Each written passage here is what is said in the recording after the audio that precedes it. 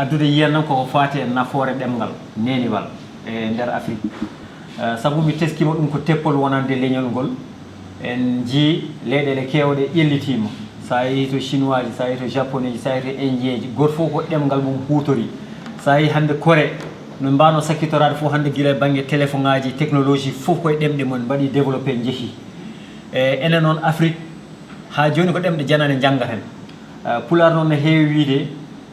ɗemngal ko saldu leñol daaba pinal kadi so neɗɗo tottima ɗemngal mum tan tottima pinal mum par ce que kutorɗa ko haqqille jananona hakkille ma min e yiyanam ɗum ɗon ko teppol manngol hande o ardiɓe leyɗele men ɓe poti ko wadde feere ɓe daro ɗemɗe meɗen mbatta janggere école aji par ce que minen min teskima ni son ƴeewi enen wadde émigré ɓe ɗo e Italie ɓinguel ma so naati école hitande aɗande lebbi tati gadane ɗi premiére no wawi janngude woni tarade e windude enen aɗa yaa jaaha ha CM2 a wawa hay windude ko selli par ce que wona ɗemgal ma donc ko sodorde en gonɗo koye perdude temps min kam e yiyannam en mbawa ɓamtade taw en janggani ɗemɗe meɗen Kongkong. Ayo Ramata. No mbaɗɗa? Aɗa selli? Mawɗum jam tan ni? Jam tan. Alhamdulillahi. Musuhaɓe E ɓe jam?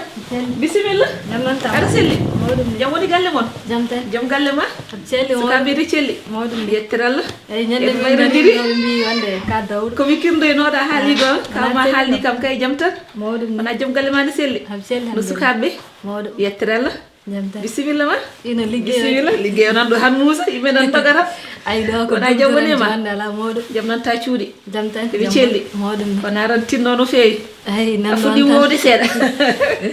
bisimilla mba bisimilla ma mba mawɗum ni jam tan ino kaw woni o mayi jam mo selli marko kankone ko jaltuɗo ko jaltuɗo hande o liggoyaki ni kono ko jaltuɗo am selli kam bisimilla mba bisimilla ma mba en mbayrodiri ay mbayro wona jam wone ma jambol mo alhamdulillahi jom galle ma e sukaɓe ab celli ɓe mo celli bisimilla mba bisimilla ma mawɗum ni eyyi ceerno Moussa salminama juuram calmini renndo ngo fof e tawtoraɓe conférence meɗen hannde min jinnomi artude koye e holno mbatten ha ɓoƴ ceetuɗen geƴƴelle maccugago walla geƴƴelle jimani ɗi won hen mbirata eyyo ha joni sen teskima ɗiɓi waade kono no goori winani ni ha joni jimandi ndi ko jimandi ɗemgal ngal tan saabu en jii ko wayno Mali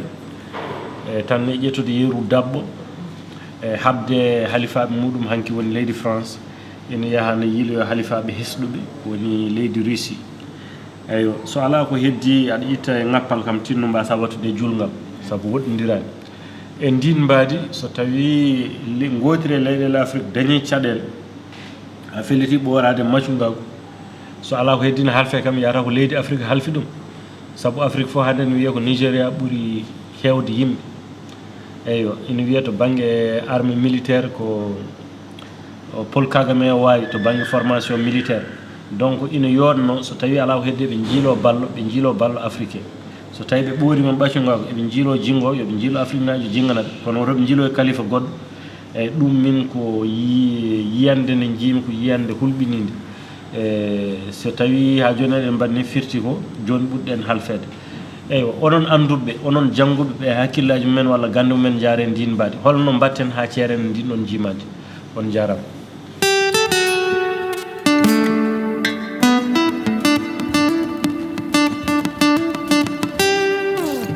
eyyi Ramata ñanden kawma wiya ari ɗo hen aɗa arde joom galle ma gonke minani kadi caɗele ɗe gonduɗa ɗe min kam waɗi kam nuddema han ko wajadema kadi e aduna wajadema saabu koye ladde gonɗa Ramata ka ɓinguelam kadi ka miñam jimmi hanko wajadema saabu Allah e nelaɗum mum saabu ha pullanne ke wiide guiɗi ɗum e suudu fo wima yaare to jaalo ɗum noon tinno miñiraguelam tinno Europe ne muusi stress ne heewi ɗo kono annema kartla haqqille ma no feewi ganda Europe o ko woni Fouta ko wona kañum woni ɗo ɗo yimɓe tinnor so tawiri jibinde ko barkine a muñanto joom galle ma muñana koreji joom galle ma jooɗoɗa e suudu ma sutura rokku ɗum hoore ma ko an wawi rokkude hoore ma sutura sabu Allah e nela ɗum muñ Sall jeewi. wiide maɗa jeeye natte tuuruji en wiide ni yilo cuɗaari en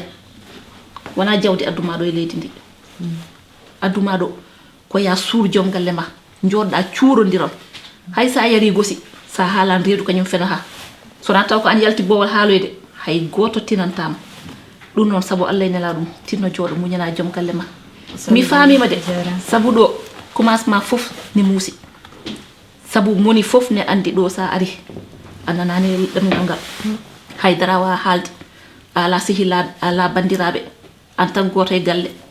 ñalla liggade mbara liggade eɗen gandi ɗum kam Afrique ala toon sa nangui banggue goɗɗo nanga banggue ɗo noon ko en tan goto e galle ma kala ka waɗani sa arti ko ɗo tawta ɗum ɗon jooɗo gérera galle ma gérera joom galle ma surtout joom galle ma Sall jeewi. toppitoɗa ɗum han kadi ummo kota nana hiira hade joom galle ma jippade kadi tawtama toon ya sa yeehi tinna nanga e dewgal ma nanga e ɓesgu ma defa ha feewa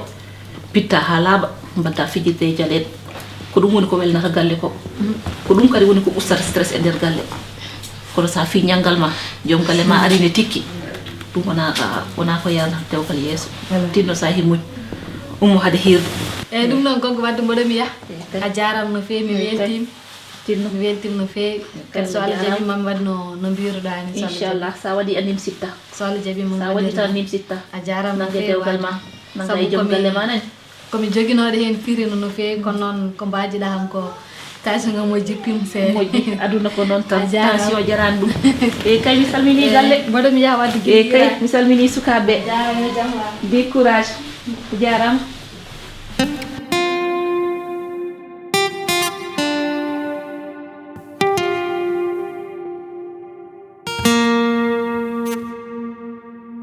L'Afrique même peut se développer lui-même en créant ses propres idées parce qu'il faut que maintenant, avec tout ce qui se passe avec la guerre, aujourd'hui, les gens ont besoin de développer des idées propres pour pouvoir s'en sortir. Voilà. On ne peut pas toujours dépendre des investisseurs qui viennent toujours nous aider. Nous, Africains, on doit croire à nos idées pour pouvoir se développer tout seul. Parce que l'exemple aujourd'hui est palpant.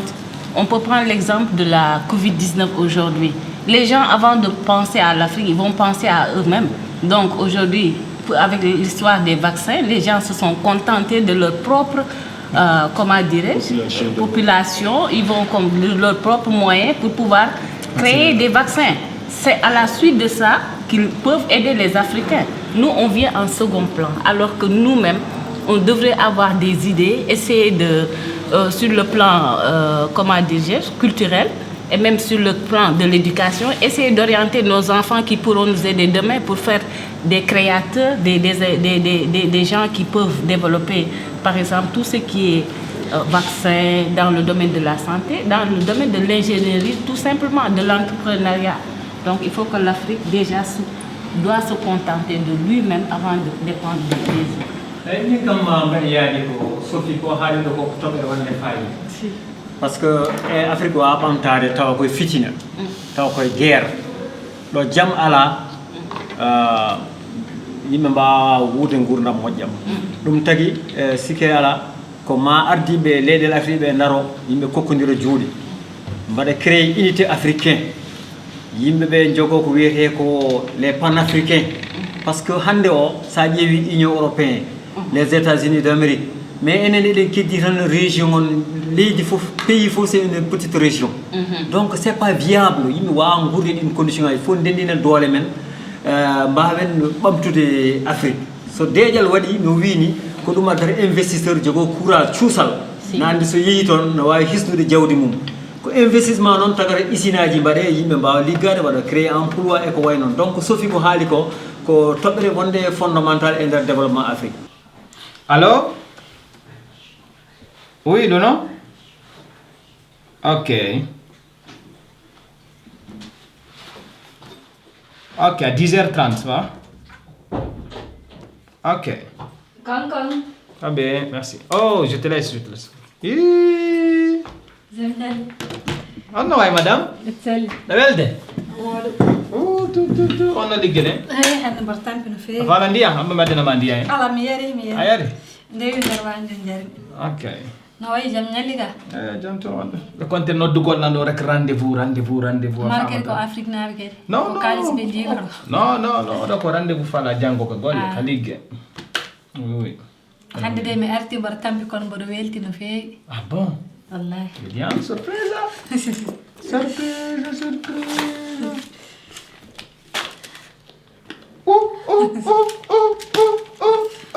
Come ni? Ndoko njabdo mando. Ah bon. Euro, dollar, franc, dinar. Hey. Ugi woni. Ugi. Debbo welti ke yottuma be mbodi. Ah oui. Kono sayi dum do fof. Mbaɗa yetta Allah mbaɗa yettuma sabu ko haala pular wiyata ko sabu waɗi sababu sinno wonano ko gadduɗa ham ga kam mi heɓata ɗum ɗo foof aɗa wawi kadi addude mi ga calloɗami liggo sabu yiyama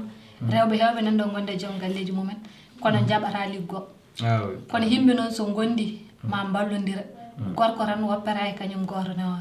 ne waɗa golle galle foof ne jogui ne nelda ɗo ne nelda Afrique ne waɗa ɗo ne toppiri suhaɓe ne toppira joom galle ɗum noon min jobdamdi nani mboɗem caggal Allah caggal ma no jiɗirɗa fof waɗir machallah no fewnitirma fof waɗir noon ɗum ko haalta ko fof ko ɗemɗe wasde janggede yimɓeɓe jangga ɗemɗe mumen mbaɗa hen gande mumen jaawa so dokki yeeru hande sukaɓe men Afrique duuɓi tati ɓe mbaɗa duuɓi tati goɗɗi préscolaire won duuɓi jeegom so ɓummi ɗon CPNC UNC gueɗe mbaɗe noon ha ɓe keeɓa CM2 6 ans goɗɗo nanɗo wona 12 ans so ɓummima ɗon e paya pour ɗaɓɓude 4 ans pour defan soɓe gasni ɓe mbaɗa 3 ans walla 4 ans bac ɗum umma ɗon ha heeɓa doctorat muɗum 27 ans so tardani 27 ans koye jangde tan o fuɗɗo noon nadde to neɗɗo to jogoto cakatagal makko taw omo golloɗo hangen taw watti gollaɗo ɗo hen 22 ans 23 ans no occidentaux ji ɗi enen jeeyna ha 27 ans so tardani so tardi 30 ans duuɓi capantati nde fuɗɗo wiide omo ƴeewa no waɗiri noon hankkadin ɗon haqqille makko fuɗɗini feccade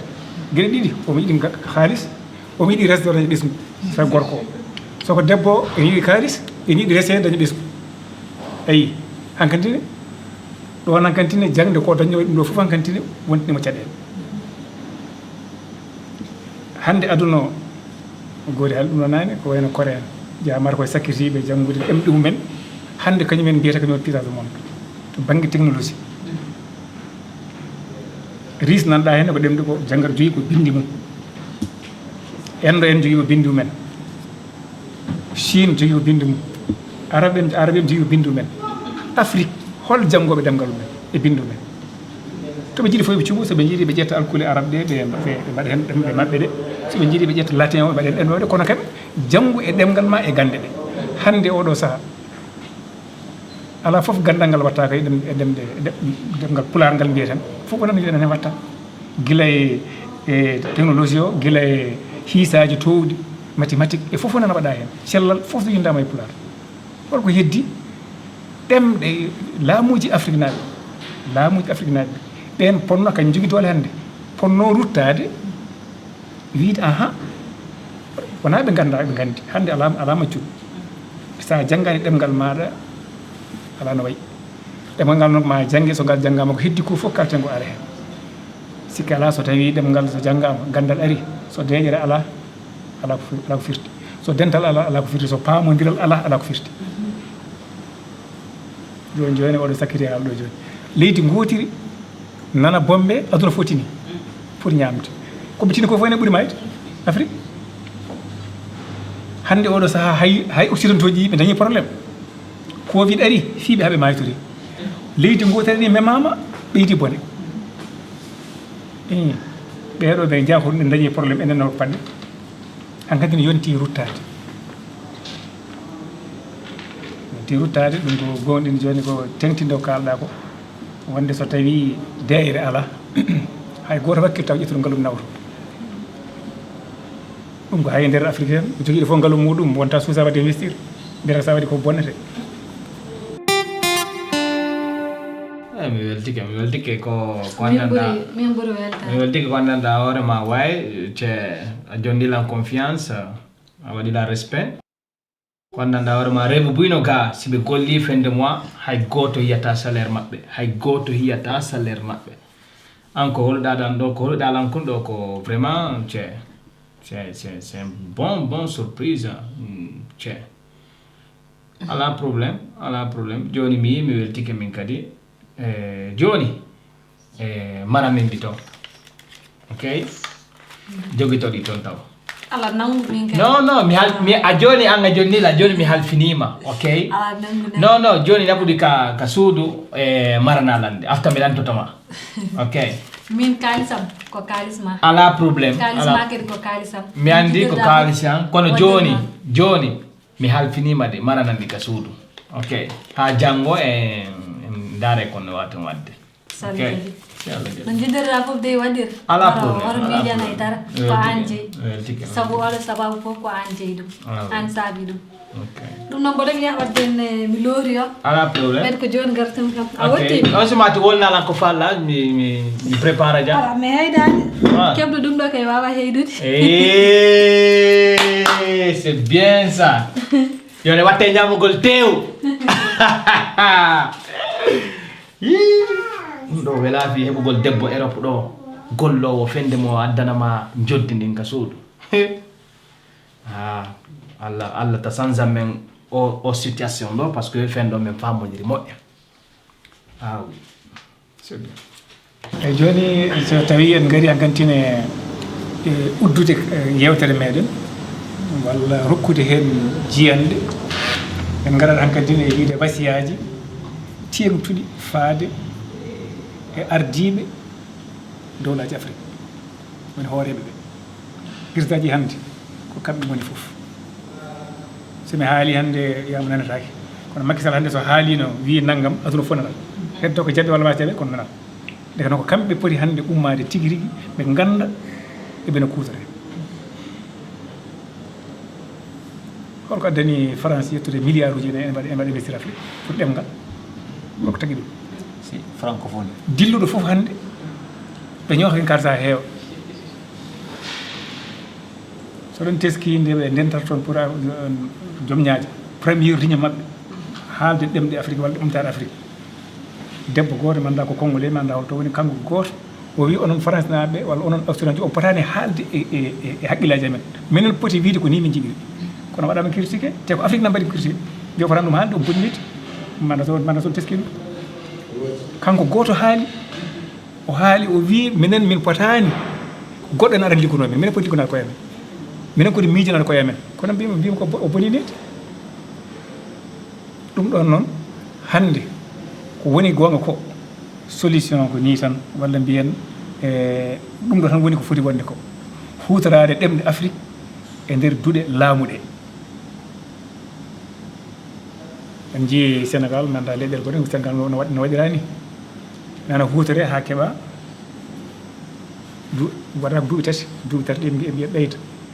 kono noon holno neɗɗo mo nanani ɗemgal nawete e nokku gandana ɗemgal wiye yo janggel ngal ɗemgal ko ɗum firti ya taw ka pullo naweɗa Casamance to yimɓe kalata joola mbiyeɗa ya janggin toon joola itteɗa ka joola naweɗa Fuuta mbiyeɗa ya janggin toon Pulaar te to mate jangginoɓe fulɓe nan toon Casamance joolaji nan toon Dakar wolfi jotuɓe nan toon pourquoi goto fof janggita ɗemgal mum so tawi ɓe jiiɗi ko gonga kono wonko woni nder ɗum noon hande oɗo saaha ko hutorade ɗemɗe Afrique ɗe e nder duuɗe laamuɗe ɗum woni gueɗel garne ngue artirde jaam e deeƴal e nder duude Afrique so deeƴere ala ko wawi gasde caggal ɗum ko ferde laawol ɓamtare waasa yoɓitade e hay goto